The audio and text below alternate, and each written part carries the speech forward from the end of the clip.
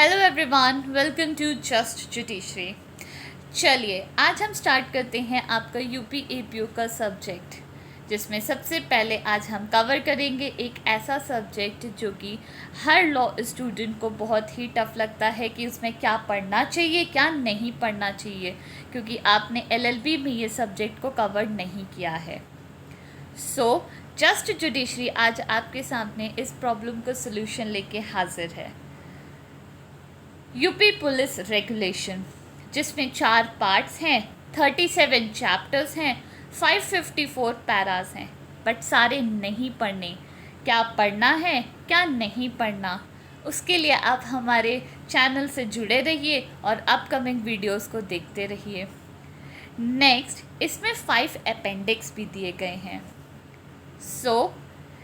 अब स्टार्ट करते हैं पार्ट 1 से, जो कि बात करता है powers and duties of officers के बारे में।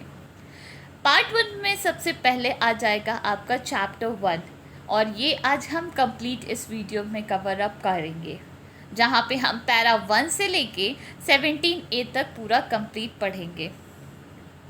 Para 1 inspector general cum director general के बारे में बता रहा है। आईजी यानी कि inspector general head of the police department होते हैं। ये adviser of the governor in council होते हैं रिगार्डिंग द पुलिस एडमिनिस्ट्रेशन। फिर सारे गवर्नर इन काउंसिल के जितने भी ऑर्डर्स आते हैं ये सब कुछ इनके द्वारा इशू किए जाते हैं, accept in the case of urgency. Urgent matter है तो कॉपीज़ डायरेक्टली सबऑर्डिनेट ऑफिसर्स के द्वारा उनको इशू की जाती हैं। फिर general allocation of staff, distribution of funds, complete responsibility in regard to non gazetted staff delegate किए गए थे जो डिप्यूटी इंस्पेक्टर को। ये सब कुछ रेगुलेट करने के लिए कौन बैठा है, तो वो हैं आईजी। नेक्स्ट, यहाँ पे अब फिर इन्होंने एक्सेप्शन लगा दिया। हर जनरल चीज़ के लिए आपके पास एक्सेप्शन ज़रूर अवेलेबल होगा लॉ में। अगर पोस्टिंग का मैटर है, ट्रांसफ़र का मैटर है, या ग्रांट ऑफ लीव का मैटर है किसी इंस्पेक्टर का या क्लरिकल स्टाफ का इन सर्टेन सिटीज़, तो उसमें आईजी की ज़रूरत नहीं होती है। नेक्स्ट आता है para 1A additional inspector general of police. कौन होते हैं ये इंचार्ज एंड सुपरवाइजिंग ऑफिसर होते हैं एक पर्टिकुलर रीजन के। एप्रोप्रिएट गाइडेंस देते हैं डिप्यूटी इंस्पेक्टर जनरल को। एडिशनल इंस्पेक्टर जनरल की ड्यूटीज़ और पावर्स क्या हैं? Transfer the non gazetted officer of the region under him.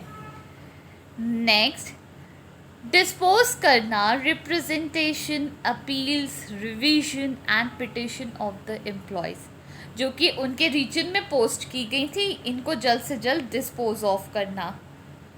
फिर ग्रांट करना कैजुअल लीव को। गैजेटेड ऑफिसर अगर छुट्टी मांगने आएगा तो किसके पास? एडिशनल इंस्पेक्टर जनरल के पास, जो पहले एडिशनल इंस्पेक्टर देता था, इंस्पेक्टर जनरल ऑफ पुलिस देता था, लेकिन अब एडिशनल इंस्पेक्टर जनरल वो काम देख रहा है। फिर to make available their opinion concerning the work of the gazetted officer. अपनी ओपिनियन की क्या सोच रहे हैं, क्या से क्या होना चाहिए वो बात बताएंगे, और बाकी अदर काम जो कि उनको ऑथराइज़ किए जाते हैं। फिर आती है बारी, एडिशनल हो गया।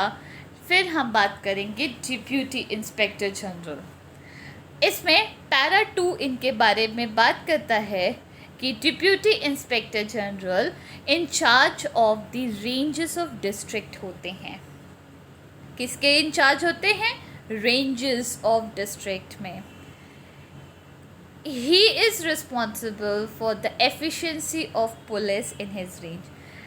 कितनी एफिशिएंट होगी पुलिस, कैसे काम करेगी, कितनी उसके अंदर तेज़ी होगी, ये सब कुछ डिप्यूटी इंस्पेक्टर जनरल देखेंगे। ये एड करते हैं, एडवाइस करते हैं और कंट्रोल करते हैं सुपरिटेंडेंट्स को। Next, he also inspect the work of the superintendent. Inspect करते हैं सुपरिटेंडेंट के वर्क को कि वो कैसा काम कर रहा है और कितने समय में इंस्पेक्शन होना चाहिए। यहाँ पे इम्पोर्टेंट आ गया, वो है वंस इन अ ईयर, और उसके लिए ये एक इंस्पेक्शन रिपोर्ट भी प्रिपेयर करते हैं जिस फॉर्म में प्रिस्क्राइब किया गया है। नेक्स्ट आता है para third. Deputy inspector general responsible होते हैं कि जनरल सुपरविजन ऑफ क्राइम, कैसा अगर कोई क्राइम हो गया है उनके एरिया में तो उसको सुपरवाइज करेंगे, उसके प्रति प्रॉपर मेजर्स लेंगे। ये सारा काम इनके अंदर होता है। ये क्राइम को प्रिवेंट करने के लिए एक रजिस्टर मेंटेन करते हैं जिसमें dacoity, murder, robbery, poisoning and miscellaneous cases से रिलेटेड सारी जानकारी आपको प्रीवियसली अकर्ड केसेस के बारे में मिल जाती है। और कौन से फॉर्म नंबर में? 138। ये छोटे छोटे चीज़ें ही आपकी क्वेश्चन बनाएंगी, जैसे आपने अभी वंस इन अ ईयर पढ़ा इंस्पेक्शन के लिए, और ये फॉर्म नंबर आपका। फिर he will submit to the inspector general a fortnightly report. सब कुछ सर्च करने के बाद एक कंबाइंड रिपोर्ट तैयार की गई जो कि इंक्लूड करेगी matters relating to the range of which he considers that inspector general should be inform. ऐसे मैटर्स जो कि उनके एरिया में हुए हैं, जो उन्हें लगते हैं कि इंस्पेक्टर जनरल को उसके बारे में जानकारी दे दी गई हो, दे दी जानी गई हो। फिर he will forward inspector general special reports भी देंगे एक्सेप्शनल केसेस में। Next, police education and deputy inspector general. Training जहाँ पे होती है वहाँ पे जो पुलिस एजुकेशन और डिप्यूटी इंस्पेक्टर जनरल ऑथराइज्ड होते हैं वो वहाँ का सुपरविजन करेंगे, कोऑपरेशन ऑफ वर्क देखेंगे और उन्हें इंस्पेक्ट करेंगे टाइम टू टाइम। नेक्स्ट, अब आते हैं assistant to the inspector general और गवर्नमेंट रेलवे पुलिस।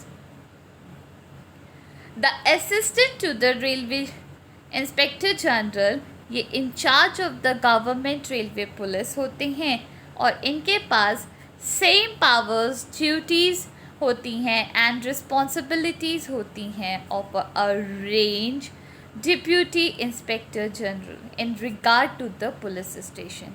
सारी सेम पावर होती है रेंज डिप्यूटी इंस्पेक्टर जनरल की तरह। एक्सेप्शन यहाँ पे भी आ गया। क्या है? Power of dismissal of an inspector और सब इंस्पेक्टर जो कि वेस्ट की गई थी deputy inspector general of police headquarters and railways. ये जो पावर्स है डिसमिस करने की इंस्पेक्टर और सब इंस्पेक्टर को डिप्यूटी इंस्पेक्टर जनरल के पास, वो असिस्टेंट ऑथराइज नहीं कर सकता, यूज़ नहीं कर सकता। अब हम बात करेंगे कमिश्नर से रिलेटेड। पैरा 5, कमिश्नर इंक्लूड क्या करता है? याद कर लो अभी से। Collector, deputy commissioner in charge of a division, ये दोनों आपके कमिश्नर की लिस्ट में आते हैं। Commissioner of a division exercise करता है general power of supervision over the district magistrate. एक एरिया का जो कमिश्नर होगा वो सुपरवाइज करेगा डिस्ट्रिक्ट मजिस्ट्रेट पे कि वो किस तरीके से अपनी पावर को एक्सरसाइज कर रहा है एडमिनिस्ट्रेशन से रिलेटेड। कमिश्नर पढ़ लिया, डिस्ट्रिक्ट मजिस्ट्रेट को वो सुपरवाइज करने के लिए बैठा है। तो अब चलिए देखते हैं ये डिस्ट्रिक्ट मजिस्ट्रेट बंदा है कौन।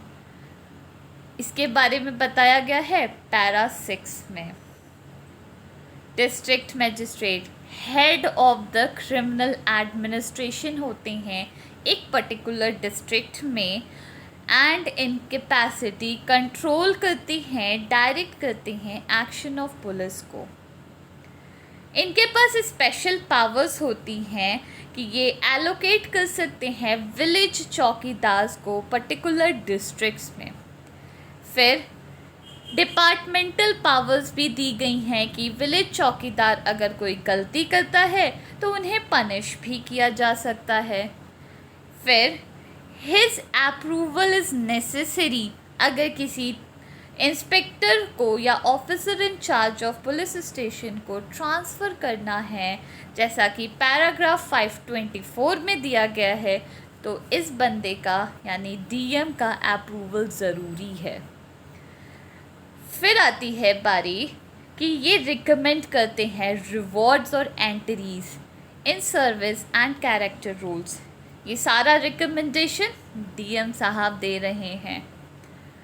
अब आई बारी पैरा 7। डिस्ट्रिक्ट मजिस्ट्रेट को इन्फॉर्म किया जाना चाहिए सुप्रिटेंडेंट के द्वारा कि कोई पर्टिकुलर सीरियस क्राइम हुआ है और वो बढ़ता ही जा रहा है उस पर्टिकुलर रीजन में जहाँ पे वो अपना जुरिस्डिक्शन एक्सरसाइज कर रहा है। नेक्स्ट है पैरा 7A, और ये पैरा आपका बात करता है कि अगर कोई इंसिडेंट हुआ है इनएक्शन का, काम अच्छे से नहीं हो रहा, करप्शन हुआ है, हैरेसमेंट हुआ है, अब्यूज़ ऑफ अथॉरिटी हुई है या रॉन्गफुल डिटेंशन हुआ है पुलिस के द्वारा और इसकी जानकारी डिस्ट्रिक्ट मजिस्ट्रेट को मिलती है, तो ये बंदा कहेगा कि सुप्रिटेंडेंट ऑफ पुलिस आप आइए और एक इंक्वायरी बैठाइए और देखिए ये क्राइम किसने किया है, और उसके खिलाफ़ अगर पता चलता है कि एक पर्टिकुलर पुलिस ऑफिसर पकड़ा गया कि उसने ये चीज़ें की हैं, तो सुप्रिटेंडेंट को डिस्ट्रिक्ट मजिस्ट्रेट कहेंगे कि आप उनके अगेंस्ट डिसिप्लिनरी एक्शन भी लीजिए। Next, district magistrate and superintendent of police jointly review करते हैं कब, एवरी मंथ, ये सारी रिपोर्ट्स और एक्शंस को कि काम जो चल रहा है सही है कि नहीं। फिर आती है बारी 7B की, ये इम्पॉर्टेंट नहीं है, छोड़ दो। पैरा 8 बात करता है कि district magistrate in exercise of office of power of control, ये अवॉइड करेगा कि ऐसा कुछ भी मत करो कि सुप्रिटेंडेंट की अथॉरिटी वीकन हो जाए, कमज़ोर पड़ जाए। नेक्स्ट, पैरा 9 बात करता है कि डिस्ट्रिक्ट मजिस्ट्रेट यानी कि डीएम साहब हर पुलिस स्टेशन को जो कि उसके एरिया में है उसे इंस्पेक्ट करेगा कब, once in a financial year. आगे चलते हैं, ही शुड ऑल्सो सी कि सब डिविजनल मजिस्ट्रेट जो बैठे हैं वो एटलीस्ट 1 डिटेल्ड इंस्पेक्शन कर रहे हों और 1 सरप्राइज इंस्पेक्शन उनके द्वारा किया गया हो सारे पुलिस स्टेशन में जो कि उनके सब डिविजन्स में आते हैं। नेक्स्ट, समरी ऑफ क्राइम की जाएगी, एक समरी बनाई जाएगी फॉर्म नंबर 390 के अकॉर्डिंग और उसे पेस्ट किया जाएगा एवरी इंस्पेक्शन बुक के कवर पेज पे। अब आती है बारी पैरा 10 की। डीएम का सैंक्शन, उनका सिग्नेचर ज़रूरी होगा to the removal of crime from the crime register.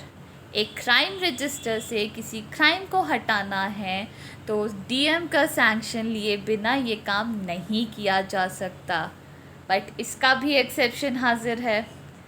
Railway police cases हैं तो for the removal of which the sanction of deputy inspector general of police in charge of the railway must be obtained. अगर कोई railway का matter है तो deputy inspector general जो कि railway police के इंचार्ज में है उसका सैंक्शन लेना आपको ज़रूरी होगा। फिर आती है बारी पैरा 11 की। धीरे धीरे आगे चलते हैं और देखते हैं पावर्स ऑफ सुप्रिटेंडेंट और असिस्टेंट सुप्रिटेंडेंट, जो कि सेक्शन 30 ऑफ एक्ट 5 ऑफ 1861, जो कि हम आगे कवर करेंगे पुलिस एक्ट के तौर पे, रिगार्डिंग लाइसेंसिंग, रेगुलेटिंग प्रोसिक्यूशन, ये सब जो एक्सरसाइज करेंगे ये लोग, ये under the control of DM exercise करेंगे। ऐसे ही क्वेश्चन आपके बनेंगे और आपको इम्पोर्टेंट पॉइंट्स यहाँ पे दिए गए हैं जितना ज़रूरी है। अब आ रहे हैं सुप्रिटेंडेंट ऑफ पुलिस, पैरा 12। ये head of the police force of district हैं।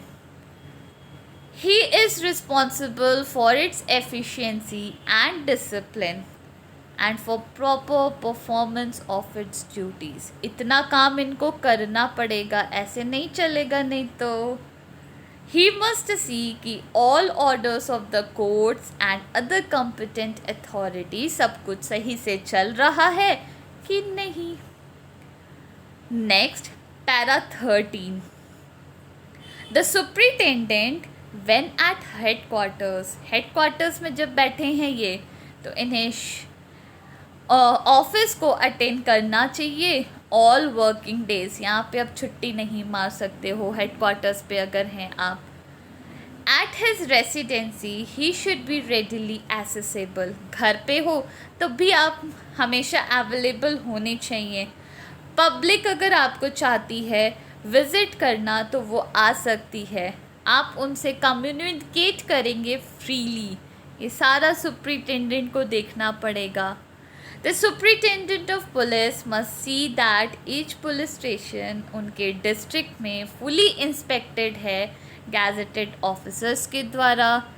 एनुअली होना चाहिए इंस्पेक्शन, और जो मैनर लिखा गया है इंस्पेक्शन से रिलेटेड कि इस मैनर में कंडक्ट कराएंगे, उस मैनर में कंडक्ट कराएंगे कम से come once in a year.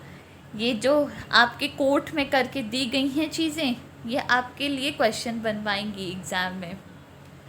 Next, superintendent of police should himself make a fully inspection. कब?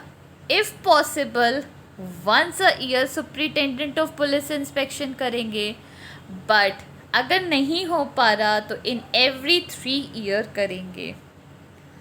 फिर इन मेकिंग सच इंस्पेक्शन इनको गाइड करने के लिए फॉर्म नंबर 327 रखा गया है। नेक्स्ट आती है बारी पैरा 14 की। Directions contain in the manual of government orders. किसके regarding the preparation of confidential memorandum. कौन कर रहा? District officer. Giving over a charge of district, एक पर्टिकुलर डिस्ट्रिक्ट के चार्ज में है। ये सब कुछ सुप्रिटेंडेंट ऑफ पुलिस फॉलो करेंगे। नेक्स्ट आता है important para exam point of view से कि एक इंग्लिश ऑर्डर बुक लिखी जाएगी डेली। कौन से ऑफिसर के द्वारा? Not below the rank of inspector, और उसे साइन करेंगे सुप्रिटेंडेंट, और in his absence the officer in charge of the headquarters. अगर सुप्रिटेंडेंट नहीं अवेलेबल हैं तो officer in charge of the headquarters उसे साइन करेंगे। नेक्स्ट, बुक जो है ऑर्डर, अभी इंग्लिश बुक लिखी गई, उसे रिटेन किया जाएगा 45 ईयर्स तक। After it's completion in it will be entered every executive order. सब कुछ उसमें डाल दिया जाएगा। कौन कौन से orders? Orders regarding appointments, punishments, transfer, leave, posting and the supply and other relief of cards. 45 days तक रिटेन करो, उसके बाद इसमें ये सारे एग्जीक्यूटिव ऑर्डर्स भी लिख के रख दिए जाते हैं।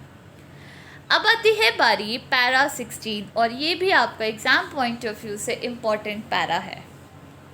ये बात करता है कि ऑल कॉग्निजेबल क्राइम्स जो कि पुलिस स्टेशन में रिपोर्ट हुए हैं, कॉग्निजेबल क्राइम को आप यहाँ पर फटाफट रिलेट करो सीआरपीसी से।